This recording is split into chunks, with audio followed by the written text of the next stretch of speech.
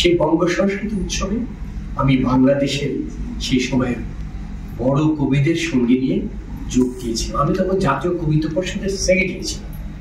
আমি শামসুর রহমান, সৈয়দ শামসুল্লাহ, রফিক আজাদ, মহাদেব শাহ, সমুদ্রগুপ্ত এদের নিয়ে সেই সেমিনারে অংশগ্রহণ করতে গিয়েছিলাম।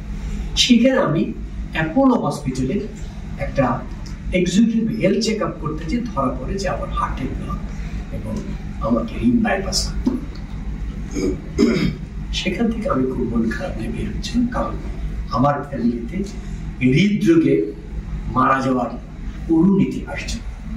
আমার বাবা ভারতবর্ষের স্বাধীনতা সংগ্রামী ছিলেন, আজাদ হিন্দ ফৌজের নেতাজি সুভাষের সঙ্গে। আমার বড় ভাই বাংলাদেশের 1971 ভোপাল মুক্তিযুদ্ধে যারা সবচেয়ে হাইয়েস্ট ট্রেনিং করেছেন, ইন্ডিয়ান শিখ রেজিমেন্টে ছিলেন। উনি ন্যাশনাল অ্যাথলেট ছিলেন, সুইমিং এ বাংলাদেশের সেকেন্ড, সাইক্লিং এ ফার্স্ট, ব্রাদার্স এ ডিভিশনের ফুটবল খেলতেন। উনি দেবী সেটি তার অপারেশন করেছিলেন, তারপরে মারা গেছেন। আমার শ্বশুর ভাষা আন্দোলনের সৈনিক, ঢাকা মেডিকেল কলেজের প্রথম ব্যাচের ছাত্র, সুনামগঞ্জের বিখ্যাত গর্বীর ডাক্তার বলে খ্যাত ডক্টর আবুল লেস, উনি হার্ট অ্যাটাকে মারা গেছে। আমার ছোট চাটা হার্ট অ্যাটাকে মারা গেছে। আমাকে যখন রিং বাইপাস করতে পেরেছিল তখন আমি খুব বিমর্ষ হয়ে সেখান থেকে বেরোচ্ছিলাম। তো অ্যাপোলো হসপিটালে একটা ছোট্ট বুক কর্নার ছিল, সেখানে আমি একটা বই পাই, হৃদরোগ থেকে মুক্তির সহজ 5 পদক্ষেপ ডক্টর বিমল স্যার। সেই বইটার ভূমিকা পড়ে আমি চমকে যাই। উনি লিখেছেন আধুনিক চিকিৎসা বিজ্ঞান অনেক উন্নতি করেছে, কিন্তু হৃদয় রোগের সঙ্গে লড়াই করতে সে সম্পূর্ণ ব্যর্থ হয়েছে। আধুনিক চিকিৎসা বিজ্ঞান কেন হৃদয় রোগের সঙ্গে লড়াই করতে ব্যর্থ হলো? সেই চিন্তা থেকে আমি বইটা কিনে মিশে পড়ে বইটা সারা রাজ্যে শেষ করে আমি পরবর্তীতে এই সাউল পদ্ধতি অনুসরণ করে নিজে সুস্থ হই, ভারতে ডক্টর বিমল স্যারের সাথে দেখা করি এবং বাংলাদেশে ডক্টর সাজেরকে নিয়ে আসি এবং এই সাউল হার্ট সেন্টার। বড় বড় হসপিটাল বলেছে যে আগামীকালে রোগীর অপারেশন না করে সে যে কোনো সময় মারা যাবে। এরকম কয়েক লক্ষ রোগ ইমপ্লিমেন্ট দিয়ে আমরা সুস্থ হয়েছি। আমার বাবা হার্ট অ্যাটাকে মারা গেছে, আমার শ্বশুর হার্ট অ্যাটাকে মারা গেছে, আমার ভাই হার্ট অ্যাটাকে মারা গেছে, আমার চাচা হার্ট অ্যাটাকে মারা গেছে। কিন্তু আমি এই সাউল পদ্ধতি অনুসরণ করে আজকে 16 বছর সুস্থ আছি।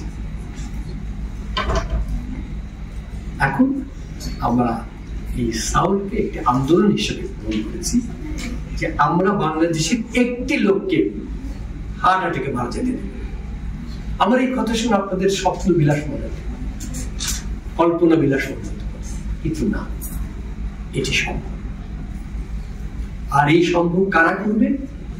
এই আপনারা যারা লালপুরি সামনে বসে আছেন তারা। কারণ কি? কারণ মানুষের অধিকাংশ রোগের গোডাউন হচ্ছে আমাদের এই পেট এবং এই জিভা। আমার দাদি বলতেন, জিভারে জিভা তুমি আমায় নিবা। আমি বুঝতাম না কেন বলতেন। আমি আমার ভাগের খাবারটা তো খেতামই, ভাই বোনদেরটা খেয়ে ফেলতাম। তখন আমার দাদি এই কথা। আর আমি যখন ঢাকায় এলাম, আমি ঢাকা কলেজের ছাত্র, আমি ঢাকা বিশ্ববিদ্যালয়ের ছাত্র। ঢাকা শহরে যেখানে নতুন বিরিয়ানির দোকান হতো, কাচ্চির দোকান হতো, বন্ধু বান্ধব নিয়ে ছুটতাম, চলো যে বিরিয়ানি খেয়ে আসি। এইভাবে আমি নিজে হার্টের রোগী পেয়েছিলাম। এতে সাউল পদ্ধতি অনুসরণ করে আমি 16 বছর বিনা অপারেশনে হৃদরোগ থেকে মুক্ত আছি। সাউলের মূল বক্তব্য হচ্ছে বিনা অপারেশনে হৃদরোগ থেকে মুক্ত।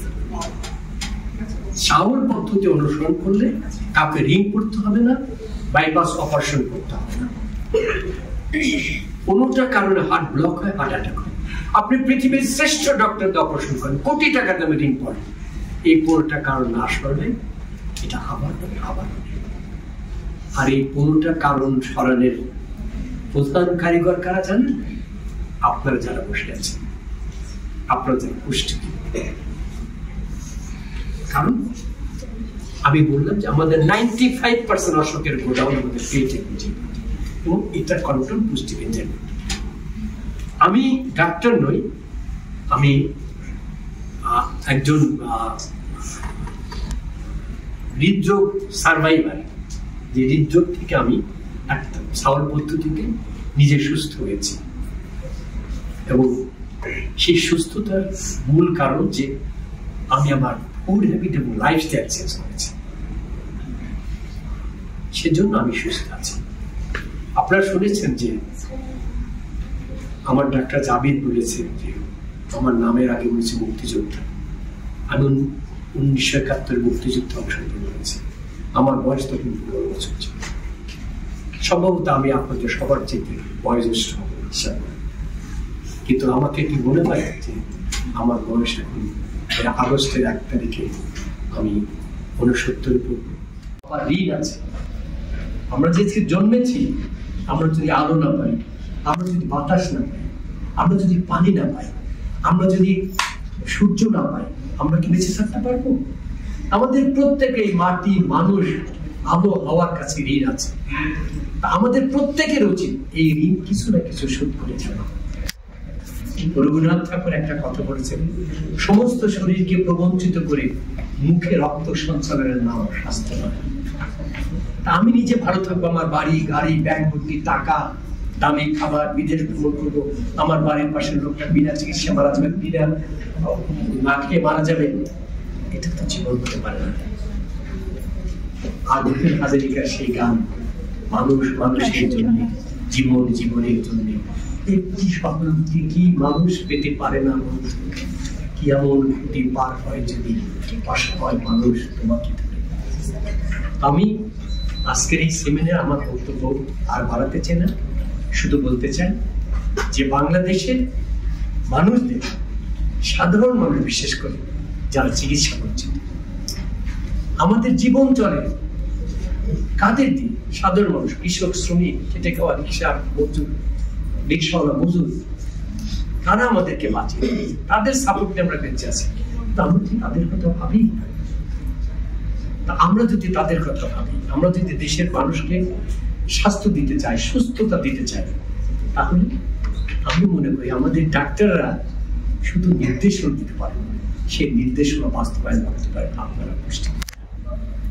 আমি মনে করি আমার জীবনের অভিজ্ঞতা দিয়ে ডাক্তারদের চাইতে বড় ভূমিকা পালন করে পুষ্টিবিদ্যা। আপনাদের কাছে করজোর অনুরোধ যে আজকের এই সেমিনারের মাধ্যমে পুষ্টিবিদ ফাউন্ডেশন এবং সাউল হার্ট সেন্টার যৌথভাবে একসঙ্গে কাজ করতে চায় এদেশের মানুষকে সুস্থ রাখার জন্য, দীর্ঘজীবী করার জন্য। পুষ্টিবিদ ফাউন্ডেশন এবং সাউল হার্ট সেন্টার আসুন আমরা হাতে হাত মিলিয়ে, কাঁধে কাঁধ মিলিয়ে একটি সুস্থতার আন্দোলনে এগিয়ে যাই। আজকের অনুষ্ঠান আমি সাউল হার্ট সেন্টারের পক্ষ থেকে পূর্ণ কৃতজ্ঞতা এবং ভালোবাসা জানিয়ে আমার বক্তব্য শেষ করছি। আপনার সুস্থ থাকুন।